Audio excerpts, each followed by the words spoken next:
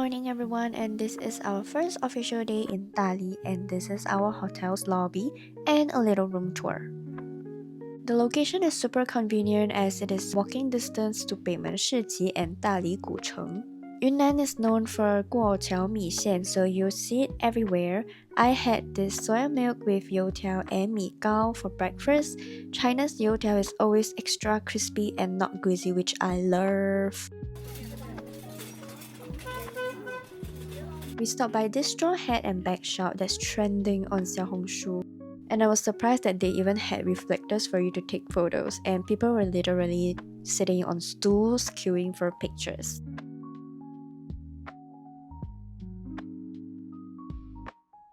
We took a TT to Cangshan and tickets can be bought on the spot. Remember to wear comfy shoes as there is quite a bit of walking. This is the view and it looks amazing. And this is the place where they have giant chessboard. It's super cool and I think that half a day here is just nice.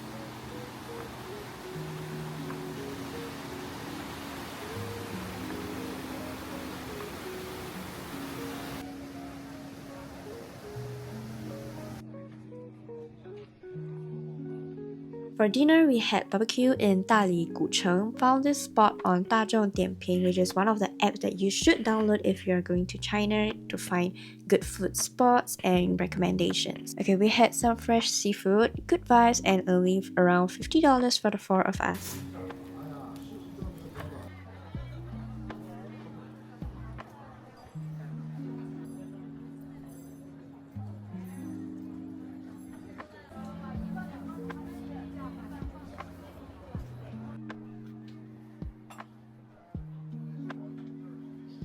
And I am a big fan of Chinese tea, so Yunnan is literally a heaven for tea lovers, especially rose tea since it's freshly grown in the mountains.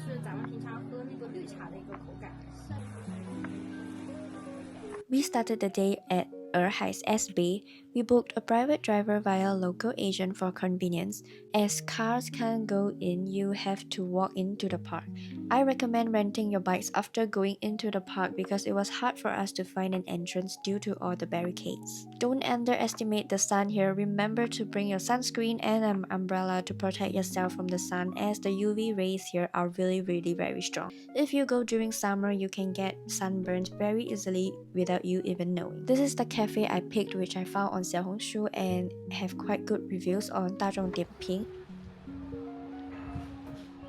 We ordered shroom pizza and the crust was really thin and crispy and the mushroom was so fragrant, one of the best bites this trip. I did a spontaneous shoot in a traditional male costume with my mom. The staff were really kind and the photographer helped with poses. The total was 298 renminbi for the costume, makeup, and 10 edited photos. And you also get all the raw pictures. Next, we headed to Xizhou Guzheng. It was so hot that we had to grab cold drink to cool down. This is a pancake with egg and meat patty inside. You can choose your sauce too, ketchup, chili, or sweet and spicy. I personally like the ketchup one more. We spent some time just walking around. I bought a straw bag that turned out to be super handy because it could fit a lot. I found a dress and boots which I plan to wear in Shangri-La. Our driver brought us to try Jaran, which is one of the more popular activities here. It's a traditional tie-dye experience where you can choose to dye items like dresses, tops, scarf, and bags. But don't worry, they guide you through every step. It is much pricier than buying a ready-made piece from the old town, but I think it is worth it if it's your first time here.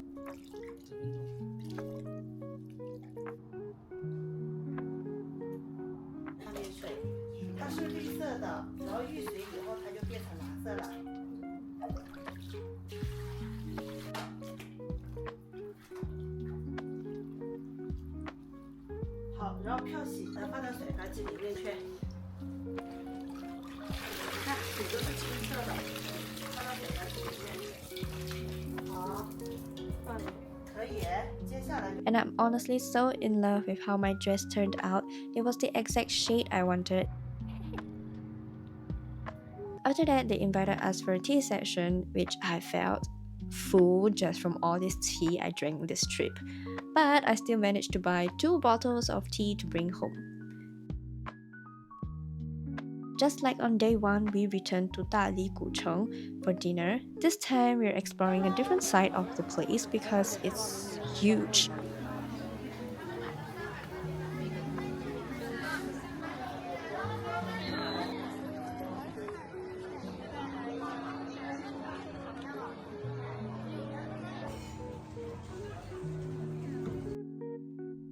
And we randomly stumbled across this restaurant that served Lijiang, and they even had live dancers. They were so graceful and beautiful.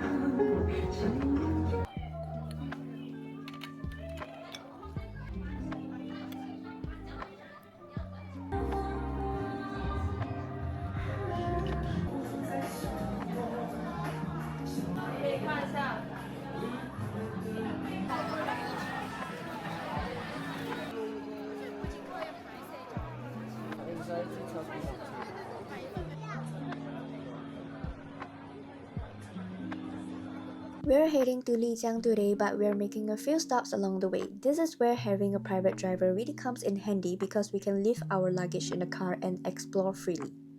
Our first stop is Lijiang, a place you've probably seen on social media. It's often called the mini Greece of Yunnan. The views are beautiful, but I only recommend if you have extra time in your itinerary because it might not look exactly like what you see online. Most of the Instagrammable photo spots are actually located inside cafes and you'll need to dine there to access them. Each cafe has different photo setups, so if there's a specific backdrop or shot you're looking for, it's best to research the cafe name in advance and check out how to get there. Next, we stop by Wimbitun, which is another popular Dhaka spot known for its Rainbow Street. But I was only there for 10 to 15 minutes because there's nothing much to do there as it's most cafes too.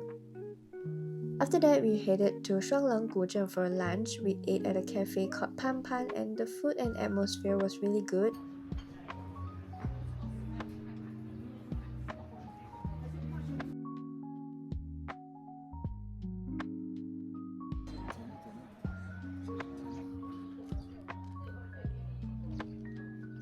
On the way to Lijiang, our driver brought us to a silverware factory. They claim it's cheaper than the ones in the ancient cities, but I can't say for sure since I didn't check the prices earlier.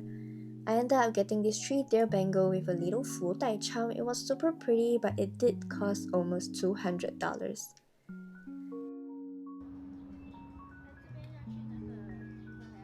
The journey to our hotel was quite long. It's located deep in the village near Baisha. Even our driver got a little confused. But once we arrived, the place was really beautiful. They had 2 shibas and a cat. Super cute, and the owners were lovely too. Gave us some recommendations for dinner around the area.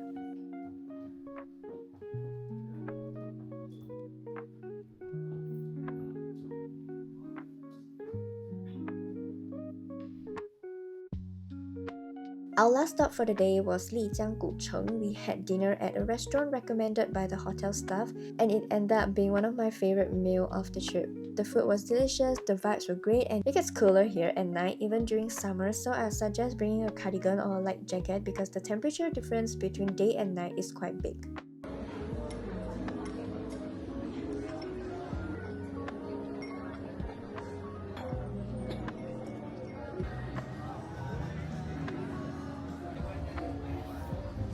We took a TT back to the hotel since our driver usually drops us off at our last stop around 6 or 7 p.m. so he can rest. If you're hiring a driver too, it's best to plan your day to start early so that they can have enough rest, especially since the drives between cities can be really long. Luckily, TT is super convenient here, especially since it's a tourist-friendly area. We had breakfast at the hotel and started the day at Baisha Guzhen. If you are looking to take rooftop photos like this, search for Luckin Coffee and head up to level 3. The view is stunning. I also took a photo with a little goat wearing clothes. It's super cute.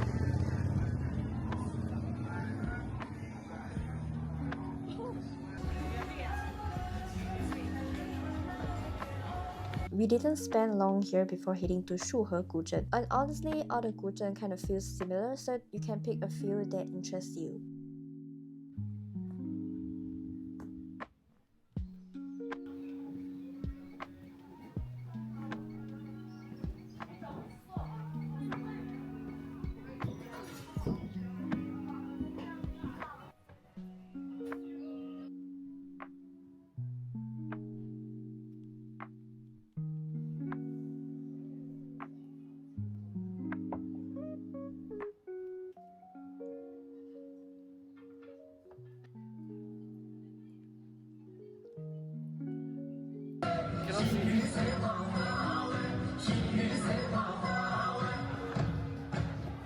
in Lijiang, we went to the same restaurant as the night before because we saw people eating shou fan and it looked too good to resist.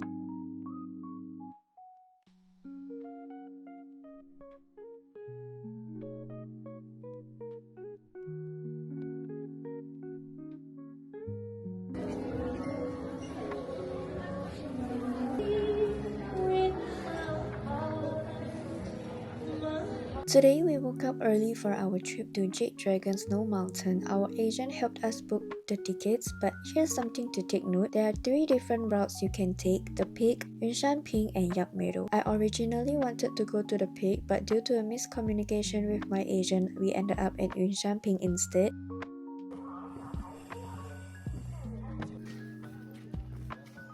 And the weather was a bit gloomy when we arrived, but eventually the clouds cleared and we got a beautiful view of the mountain. There were many animals around too and lots of people visiting. My agent said that during summer the snow at the peak starts melting, so it doesn't look as nice as it is when in winter fully covered in snow. That's why Yunshanping and Yakmeadow tend to be a better options in summer. And one thing to keep in mind is that Yunshanping and Yakmeadow are both over 3,000 meters in altitude, while the peak reaches 4,000 to 5,000 meters. If you're traveling with young kids or older family members, it might be safer to stick to the lower altitude routes, as even healthy adults can get altitude sickness at the peak. We also visited Blue Moon Valley, which was really beautiful and peaceful, and lots of people were taking wedding photos there.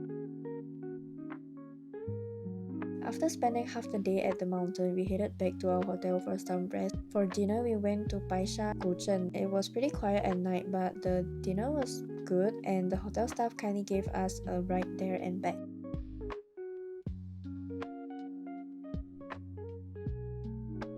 We left early for Shangri-La, stopping by Qiao along the way. The view was absolutely majestic, but the weather was super hot.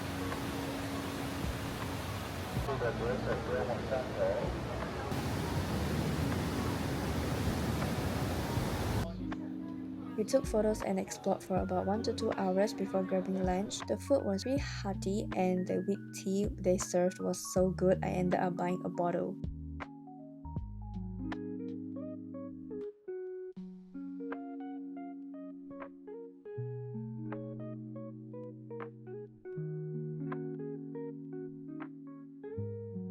We reached our Shangri-La hotel around 4 p.m. I really wanted to do a Tibetan style photo shoot, so I went to check out a studio across the street from our hotel. I picked a pink outfit and the staff did my hair and makeup so attentively and friendly. I even got to pick out my accessories.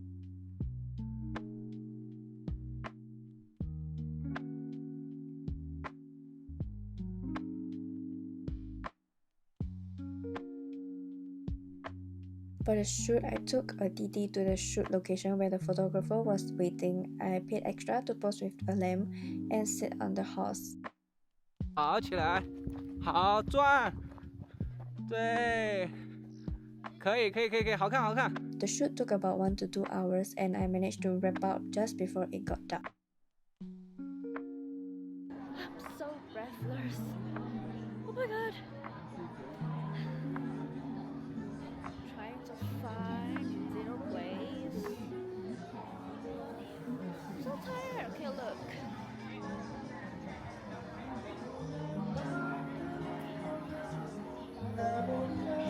I met my parents for dinner at a restaurant I picked for some authentic Tibetan hot pot.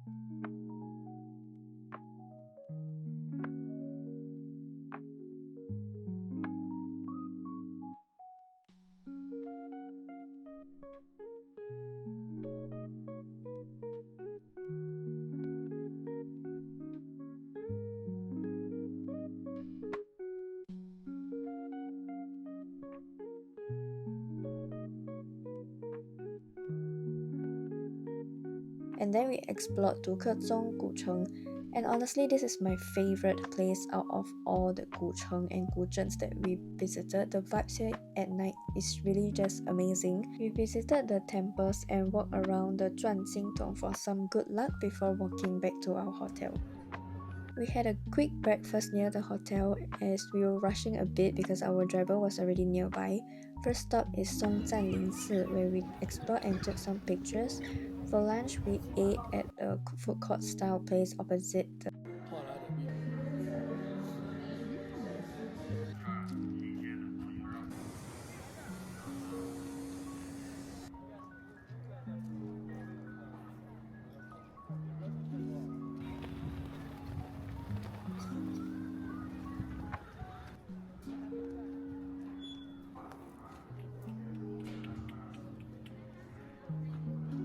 Afterwards, our driver dropped us off at the train station for our trip back to Kunming.